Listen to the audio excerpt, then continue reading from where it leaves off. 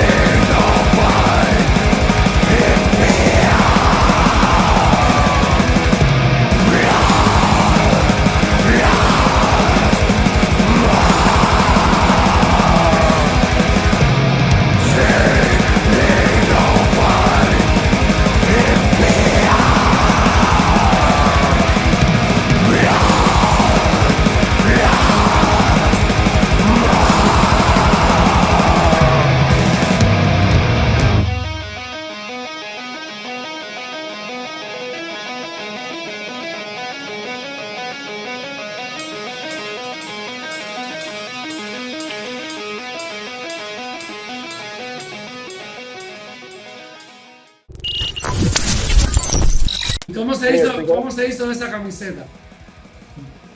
El nombre. Esto es un grupo cubano. Grupo cubano, ¿eh? Bueno, están radicando ahora en España, porque sí, están radicando ahora en España. Son conocidos míos. Conocidos, sí. Mándale saludos a Luis cuando lo vean. Ah, sí, te conocen. A Luis, muy buen tipo. Ya, y Alexander, los y Alexander están aquí. ¿Los conoces, no? Entonces. Sí, tuvimos Luis Luis tocaba la guitarra en una banda que nosotros éramos como los managers, como los tour managers, ¿sí? Que se llamaba Ancestor. Están acá ahora era como una onda Black Trash, pero bueno, ellos se movieron acá a Estados Unidos, están en Estados Unidos acá. Tienen otro nombre, están funcionando ahora con otro nombre, Ancestor of Chaos. Creo que van a sacar un disco con ese nuevo nombre. Esos inicios en los años 90, ¿todo estuvo intencionado hacia black metal todo el tiempo? Nosotros primero comenzamos con una banda de death metal, Levian.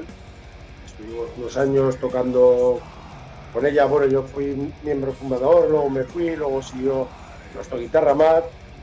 Y Levian se disolvió y entonces decidimos montar Ouija, la banda de Ouija. Y bueno, pues los comienzos, pues por aquel entonces era todo nuevo, ¿sabes? Fuimos de las primeras bandas en hacer black metal en España, entonces como te puedes imaginar, porque bandas de death metal sí que había bastantes por aquel entonces, pero black metal no. Entonces, bueno, pues un poco influenciados por todas las bandas que estaban surgiendo por aquel entonces, en el norte de Europa, en Grecia, Finlandia, bueno, de todo esto, pues decidimos montar Ouija y poco a poco grabamos algunas demos hasta que sacamos nuestro primer disco, el Raiden. Bueno, eran tiempos muy diferentes a los de ahora. Claro, también éramos jóvenes, se veía todo con otra perspectiva, claro. ¿Algún antecedente en cuanto a otras bandas de black metal en España o Ouija fue de las primeras? Ouija fue de las primeras. Había por aquel entonces bandas un poco con estatus de una, porque había muchas bandas con solo un miembro, pero bandas, yo creo que estaríamos media docena si llegaban en un principio. Luego sí que con el paso del tiempo surgieron ya más bandas, pero en un principio, incluso, no quiero equivocarme, pero que en grabar un LP oficial en España de black metal fuimos los primeros.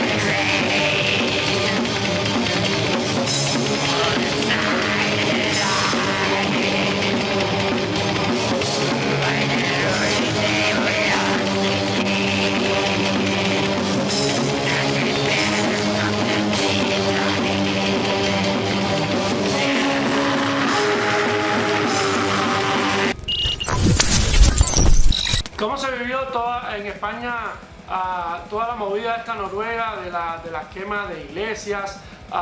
¿Cómo lo vivieron ustedes esos años ahí? Porque en Cuba se vivió un poquito más tarde, pero me imagino que allá se estuvo viviendo al mismo tiempo que estaba pasando. Claro, aquí más o menos sucedió, sí, a tiempo real, vamos a decir, y claro, pues España era algo exótico. Claro, eso y más, a todos los grupos entonces, a todos los pilló, vamos a decir, con 20 años, que entonces eso te influenciaba más porque Entonces, aquí sí eso creó un caldo de cultivo, pues gran admiración por aquellas bandas, por aquellos fenómenos, y también hizo crecer que salieran muchas bandas. Por eso, porque claro, eso tuvo una repercusión muy grande tanto en todos los medios, sobre todo en aquel entonces por magazines y las revistas, que es lo que incluso programas de radio, porque era internet por aquel entonces cero, estaba empezando a surgir internet, era una cosa aún muy primitiva internet. ¿Qué recuerda aquello? ¿Alguien con quien se carteaba, que recibía a correspondencia? ¿Usaban el correo como principal fuente de comunicación? Sí, pero por ejemplo, en mi caso yo sí que me carteaba, pero era algo con bandas nacionales, ¿sabes? Y con gente de aquí, de España. Más que con... No, yo realmente no tuve contacto con... Aparte, vamos a ser sinceros, toda esa gente del norte de Europa por aquel entonces era muy elitista y muy eso. No creo que no hubiera sido fácil. Sé en España hay gente que dice de un grupo que sí que tenía contactos con Euronymous y tal, pero vamos, yo dudo hasta qué punto pueda ser verdad eso, ¿sabes? Porque la gente luego se quiere apuntar, se quiere colgar muchas medallas, te digo yo, pero no sé hasta qué punto puede ser verdadero eso, ¿sabes? Yo también digo que hay mucho, con el paso del tiempo y analizándolo todo, mucho sensacionalismo con esto, ¿sabes? Sí que ahí surgieron, creo, unos casos. Lo que pasa que, bueno, luego se le ha dado una prensa a eso y se le ha dado una imagen, que bueno, que han sabido aprovechar y todo eso. Bueno, hay cosas que, claro, quemar la iglesia y todo eso es todo real. Yo estoy en Noruega y es muy fácil quemar una iglesia de esas, porque son como una caja de cerillas. Sí. Los días más difíciles en España era con una catedral de piedra, ¿eh? Como le vayas con una grúa a tirarla... Título personal, es decir, la quema de la iglesia tiene mucho que ver con es muy antirreligioso, ¿no? Por toda la doctrina religiosa que representa una iglesia. Pero también, ¿cómo lo vería usted? ¿Desde el punto de vista religioso o desde el punto de vista, vamos a ver, cultural o histórico? Están quemando algo que es un patrimonio, ¿no? De cierta forma. Bueno, yo puedo entender ese sentido porque cuando lo hicieron, claro, estamos hablando con 20 años, tus pensamientos, vamos a decir que son más salvajes, por decirlo de algún modo. Entonces muchas veces, pues arrastrado por esa vorágine, entiendo de que hicieran esas cosas. No, a lo mejor si yo hubiera estado viviendo allí, seguramente con 20 años hubiera hecho lo mismo, pero te lo puedo asegurar. También he hecho mis cosas por aquí, tampoco las vas a promulgar menores, pero tampoco las vas a promulgar. Pero todo el mundo, en cierto modo, en aquella época hacías cositas un poco raras, ¿sabes? Claro. Lo que pasa es lo que te digo, con el paso del tiempo, pues bueno, uno va madurando y es normal. Pero yo creo que hubiera actuado de la misma manera.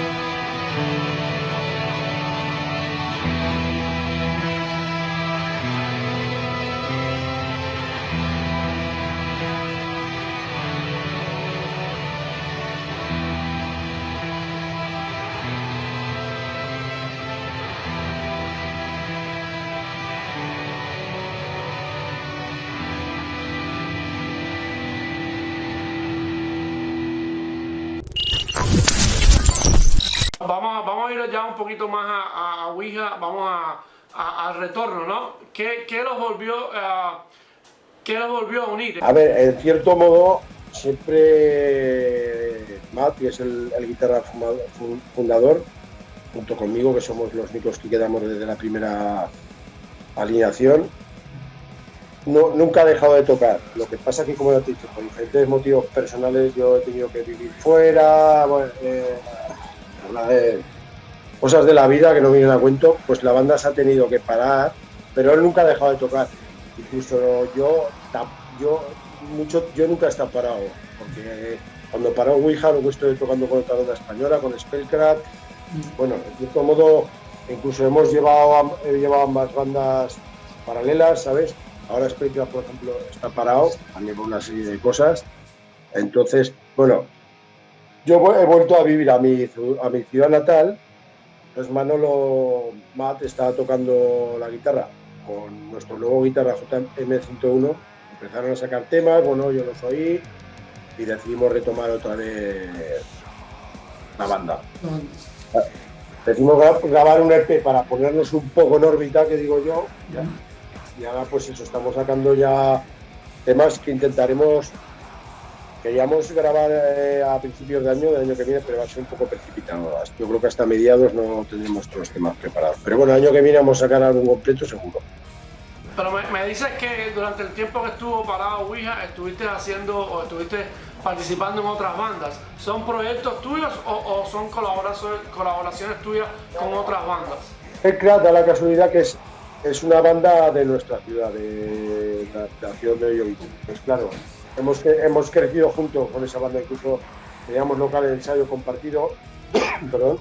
Entonces cuando Ouija, vamos a decir, se disolvió por aquel entonces, pues la gente de Spellcraft, que son amigos míos de toda la vida, se quedaron sin cantante también y me ofrecieron cantar con ellos y bueno, empecé a cantar con ellos y bueno, yo he grabado 2 álbumes con ellos.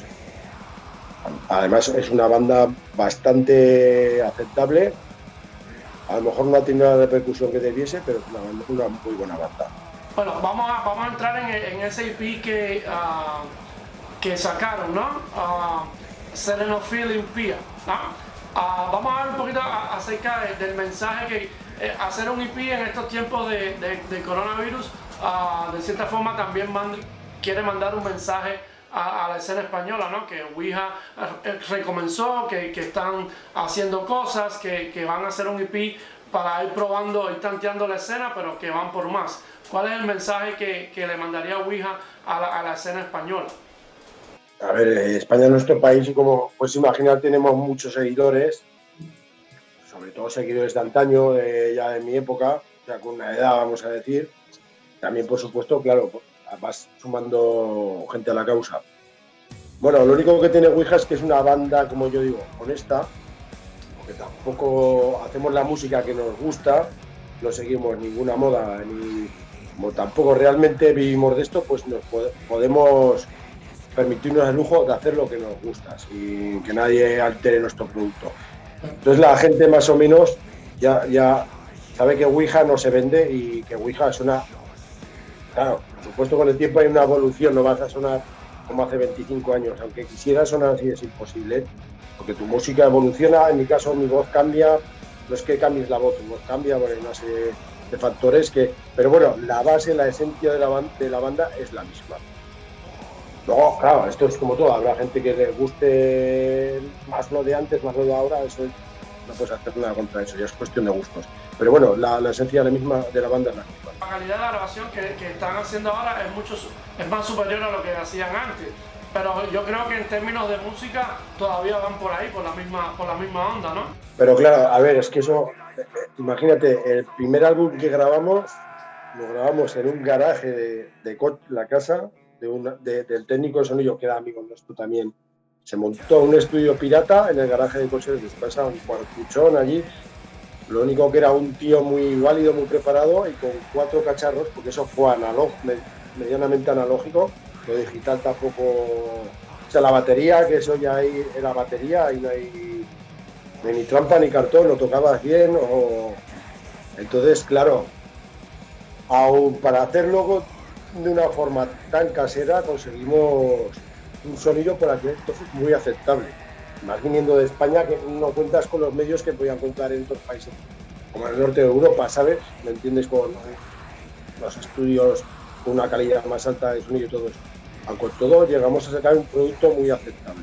Ahora, claro, ahora ya no hay tanta diferencia. En cualquier parte del mundo puedes grabar. Puedes grabar bien. Incluso en tu casa ahora ya. Si tienes buen material, incluso en tu casa puedes grabar cosas muy aceptables. Ha cambiado mucho eso, muchísimo. ¿Por qué ponerle selenofil? Bueno, selenofil impía, ¿no? En español como selenofilia, la selenofilia impía. La selenofilia es como el amor a la luna, ¿no? No tiene todavía, yo estaba leyendo y no tiene todavía, los psicólogos no le hayan una connotación, no lo hacen una filia, es decir, un trastorno psicológico, pero le pusiste la parte de atrás impía, que ya lo hace un poquito más dañino, ¿no? Entonces, háblame acerca de este título y la relación que tienen con las canciones dentro. Bueno, pues como tú dices, sí, esa palabra pues realmente la descubrí porque no la conocía hace unos años y la verdad que me parece una palabra muy atractiva, vamos a decir, muy atrayente de cara a esta música. Luego ya dándole vueltas a la cabeza apareció la palabra de impía y tengo un visitante por aquí, perdón. Es un titulazo, pero tiene sentido, ¿no? Por aquí. Y bueno, lo que te he dicho. Pues jugué con ese juego de palabras. Aparte me pareció un título muy atrayente para el EP porque tiene su connotación, como tú dices, un poco maligna y a la vez un poco exquisita, ¿sabes? Vamos a decir, y me parece un título fenomenal para el EP.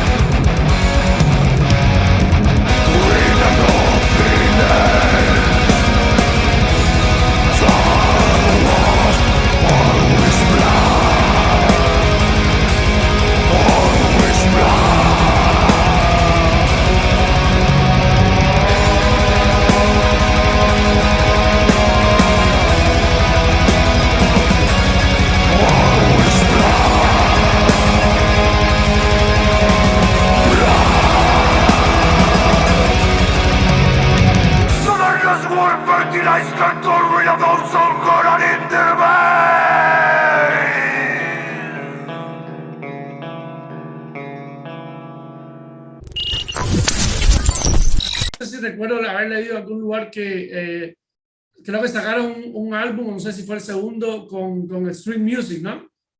Sí, y nuestro primer disco también era Stream Music, lo que por aquel entonces se llamaba Repulse Records, pero vamos, era lo mismo. Pero ahora no están haciéndolo, no se están distribuyendo por Stream Music, lo están haciendo por Negra Need Disco. ¿Crees que en términos de promoción puedan hacer lo mismo para la banda? Este sello y Stream Music. A ver, vamos a ser reales, Stream Music es un gran sello, lo que pasa que por diferentes motivos quisimos decantarnos ahora por un sello más pequeño y más cercano a nosotros. Jordi, que es el gerente de Negrani, pues bueno, lo conocemos hace muchos años, le propusimos el sacarlo por él, porque además queríamos sacarlo un poco en un sello que se dedicara más al black metal, ¿sabes? No tan abierto. Nos queríamos desvincular un poco queríamos hacerlo un poco eso, más elitista hacia ese sector. ¿Sabe? Entonces decidimos sacarlo por Negranit, una de las causas por eso, y por tener, vamos a decir, una relación más directa y más familiar con el sello que lo sacáramos. No sé si me explico. Eso fue uno de los motivos. Posiblemente en un futuro, de cara al nuevo disco, lo seguiremos sacando con Negranit, o igual intentamos también sacarlo con algún sello para Sudamérica, en Asia, ¿sabes? Para divulgar un poco más, porque ahora, y con todo el tema de la pandemia, es todo un caos el enviar material de Europa a países como Colombia, como esto, y al contrario, ¿sabes? Aunque para el siguiente disco, a ver, vamos a tratar de hacerlo un poco más global eso, vamos a decir. Sí, y Ouija tiene mucha repercusión en países como Argentina, Chile, Colombia, México, incluso porque nuestros primeros álbumes allí se movieron muy bien.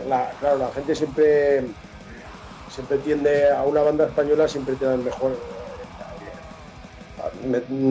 esos vínculos de unión por el idioma, por una serie de cosas.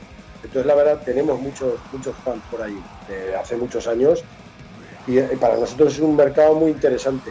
Y aparte, yo siempre sientes una predilección por todo. En cierto modo, es como tu gente también, ¿sabes? Yo así lo veo, así lo siento. Siento, por decirlo, un cariño muy grande por Argentina, por Colombia, porque siempre se nos ha tratado muy bien, ¿sabes? Allí tenemos gente que adora nuestra música. Tienen 5 miembros, ¿no? En la agrupación. ¿Crees que todos están muy centrados en sacar Ouija adelante? ¿Crees que esta nueva unión puede ser como vamos a decir, como un renacer de la banda por estos años? Sí, ahora lo bueno es lo que antes ya te lo he comentado. Estamos tres nuevos miembros y están muy implicados en la banda y están disfrutando de lo que estamos haciendo, ¿sabes? Y aparte, a nivel musical son gente muy válida, que eso también es importante porque de cara a construir nuevos temas. Y la verdad que estamos, tanto ellos como nosotros, muy contentos porque vemos que va a perdurar el tiempo esta nueva alineación, y aparte se van a hacer cosas muy interesantes. O sea que la verdad que estamos muy ilusionados con el nuevo proyecto. Sí, está más solo, lo digo, estamos disfrutando, y luego hay muy buena armonía entre todos los miembros. No, porque ya lo sabes, hay bandas y ha habido miembros que están ahí por algún interés, o incluso tú los has tenido por algún, pero no hay buena armonía, ¿sabes? Vienen, tocan, bueno, hay digamos, eso. Pero ahora no, aparte de esto, somos amigos y lo pasamos bien, o sea, la verdad que estamos muy satisfechos por eso, porque lo primero es eso, si hay buena armonía, hay buen rollo, que se dice aquí entre todos, las cosas salen mejor, ¿sabes? Ahora tienen planes de tocar, no sé cómo estará la situación con el tema de la pandemia en España. Ya por acá se están abriendo los clubs y están pasando giras grandes por acá, por Estados Unidos. No sé cómo sería en España. En el caso de ustedes, ¿han podido tocar con esta alineación? ¿Piensan participar en algún evento, algún festival? Sí, en un principio, este año no hemos descartado el tocar en directo, porque por temas de la pandemia era aquí bastante complicado. Luego pusieron aquí unas medidas un poco absurdas. No se puede beber, se puede hacer una serie de cosas, ¿sabes? Beber, quiero decir, el público, bueno, que es un poco como un concierto japonés, ¿sabes? Entonces Entonces decidimos que mejor este año no hacíamos nada, y aparte, como también estamos componiendo para el nuevo álbum, eso nos está llevando mucho tiempo, preferimos centrarnos en eso. Entonces ya el año que viene sí que tenemos, en abril, tocamos en la ciudad de Zaragoza, aquí en España, un festival. Viene a tocar Venom, viene a tocar Arsien, bueno, una serie de bandas. Y ese, en un principio, si no hay, porque ya sabes que ahora es todo muy elástico, tan pronto luego se inventan otra pandemia o se inventan alguna historia y nos vuelven a joder. Entonces, en un principio tocaremos ahí, si no cambian las cosas.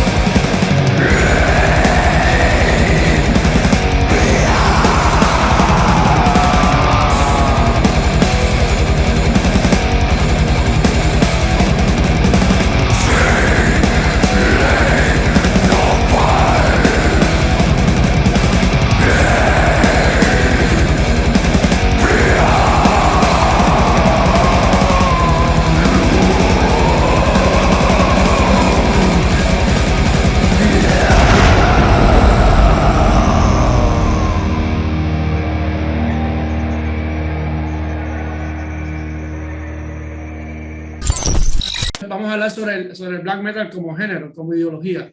Es bastante conceptual, ¿no? Siempre va basado en una ideología o en una filosofía y entonces lleva mucho de actitud. ¿Qué crees tú crees que los músicos de black metal deben ser consecuentes con el black metal? Es decir, encima del escenario y fuera del escenario, ser la misma persona o puedes desdoblarte y ser otra persona abajo del escenario, es decir, cuando no estás tocando. Hombre, a ver, pertenecer a este estilo siempre te marca tu filosofía de vida, eso está claro. Luego, de cara yo te puedo hablar por mi tema personal y por mucha gente que conozco que está dentro de esto, sobre todo en la escena de mi país. Tú te subes a un escenario y en cierto modo es como, a ver, yo lo diría como alguien, como un actor que se sube a una obra de teatro. Ama lo que hace, lo disfruta, pero ahí se acaba la cosa. Por supuesto que tú sientes eso que llevas dentro, pero luego la gente, vamos a decir que, bueno, sí que hay personajes, como en todos los sitios, que son gente un poco tanto peculiar y extraña que yo, pero el resto de la gente, vamos a decir, entre comillas, que es gente muy normal y muy... Claro, no vamos a estar aquí, no vamos matando abuelas ni nada de eso, ¿me entiendes? Bueno, pero iban quemando iglesias, ¿no? Sí, bueno, a ver, yo también, claro, lo que te he dicho, con el paso de los años te vuelves más consecuente con las cosas. Cuando tenía 20 años, por supuesto que era bastante más, ¿cómo te diría? Más salvaje, bastante... Pero con el paso de los años te vas suavizando y ves las cosas desde otro punto de vista. Bastante claro, eso siempre lo llevas dentro. Pero Yo sí voy... Yo, por ejemplo, si voy a un funeral, por decirte algo, pero yo nunca entro a la iglesia, ¿sabes? Y cosas de esas. Por ejemplo, porque eso ya llevas dentro de ti todo ese sentimiento, vamos a decir, anticristiano, toda esa serie de cosas. Me explico, es algo profundo. Cuando eras más joven, lo que digo, eso, no me salía la palabra, eras más radical en tus pensamientos. Con el tiempo, claro, ves las cosas desde otra perspectiva más, vamos a decir, más filosófica, más, pues cambia tu... Vamos a hablar del EP, la repercusión que ha tenido, ¿cómo evalúas el movimiento que le ha dado esta nueva Negra Nit? ¿Cómo valorarías eso? ¿Estás en contacto con gente que lo ha adquirido? ¿Te han hecho saber sus opiniones? ¿Cómo está funcionando la distribución del EP por Negra Nit? Hombre, la verdad, la repercusión a nivel general está siendo hasta incluso mejor de la que nosotros esperábamos al llevar tanto tiempo sin hacer nada, hablando claros. Y de momento, como fue un EP que saquemos, como tú dices, tampoco sabíamos muy bien cómo iba a funcionar. En un principio se ha hecho todo de una forma muy limitada, ¿sabes? Y aquí en España sé que se ha vendido muy bien. Tampoco, no es que lleve poco tiempo fuera, pero bueno, se empezó a vender a últimos de mayo, principios de junio. Aún es pronto para hacer una valoración, ¿sabes? De aquí a un tiempo, pues hablaré con Jordi y con gente de Negra Nit y entonces a ver hasta, porque claro, él ahora también es una discográfica, vamos a decir, underground, pequeña, él estaba también haciendo una serie de intercambios con otras discográficas. Habrá que hacer una valoración a lo mejor a finales de año, a ver cómo ha ido todo. Bueno, de momento él estaba contento con cómo estaba yendo todo.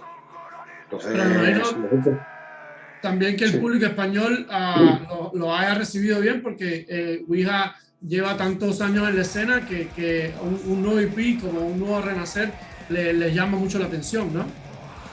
Sí, a ver, en España, claro, tienes que partir de la base, siempre digo yo, de que saques un buen material. Me puede gustar más o menos, pero cuando llevas años haciendo esta música, sabes cuando estás haciendo algo bueno o algo malo, ¿sabes? Luego ya, claro, entra, a la gente le guste más o menos. Entonces, si partes ya que vas a sacar un buen trabajo, que sigues en tu línea y todo eso, generalmente en España la acogida siempre es buena, porque en cierto modo pues también la gente nos pide cariño, somos una banda que llevamos muchos años, no hemos vendido nuestro sonido, no hemos vendido nuestra forma de pensar, entonces claro, tiene mucho ganado ya con eso.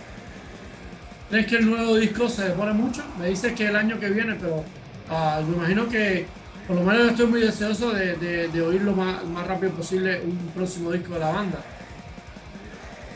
A ver, nuestra intención era sacarlo a principios del año, pero veo que va a ser un poco prematuro, no nos da tiempo. No, claro.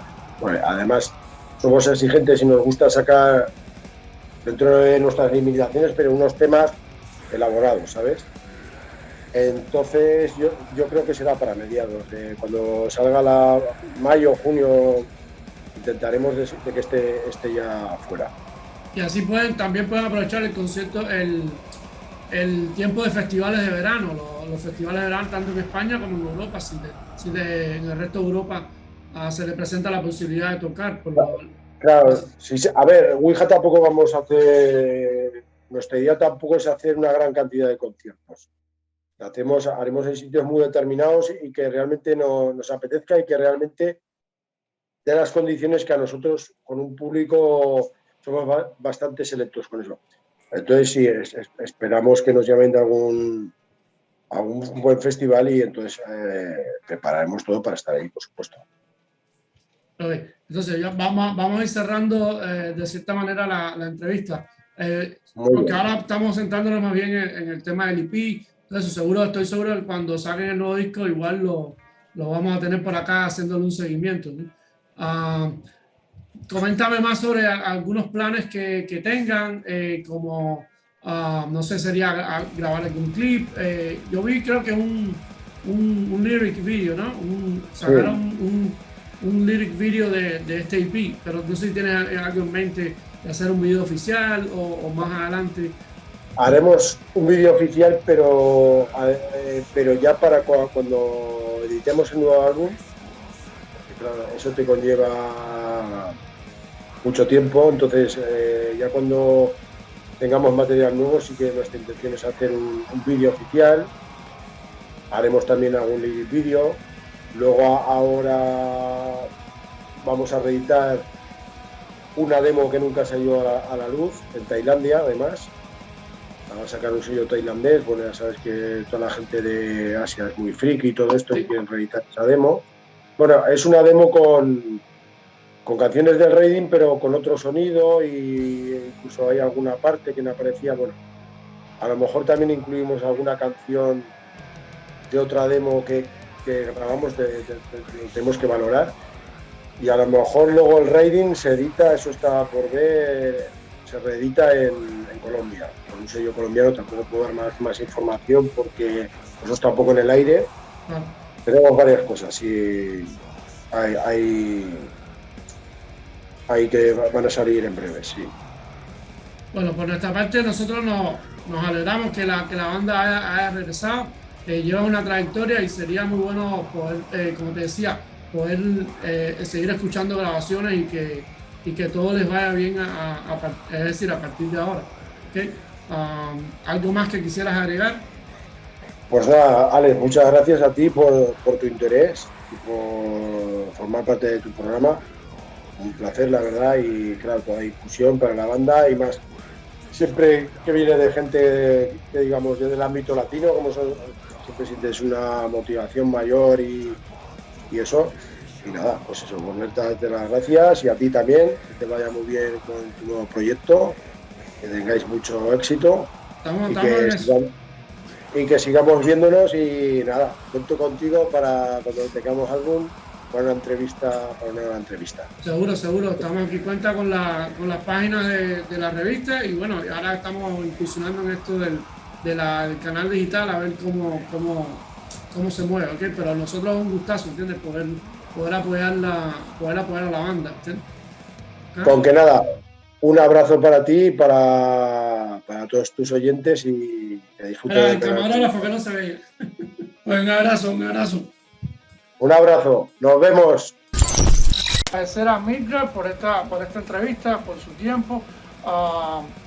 Y a ustedes invitarlos a que estén pendientes de esta banda. Ouija ha sacado, como les dije, y como estuvimos hablando, este EP, Selenophil Impia, de 3 temas que te dejan súper enganchados para volver el año que viene y chequearlo. Ya él lo dijo, él van a estar sacando un disco el año que viene y todos estén pendientes. Y la reseña del EP va a salir en estos días por el sitio web de Escritorio. ¿Okay? Si quieren leer más sobre lo que acontece sobre este EP, pueden leerlo en nuestra página web. ¿Okay?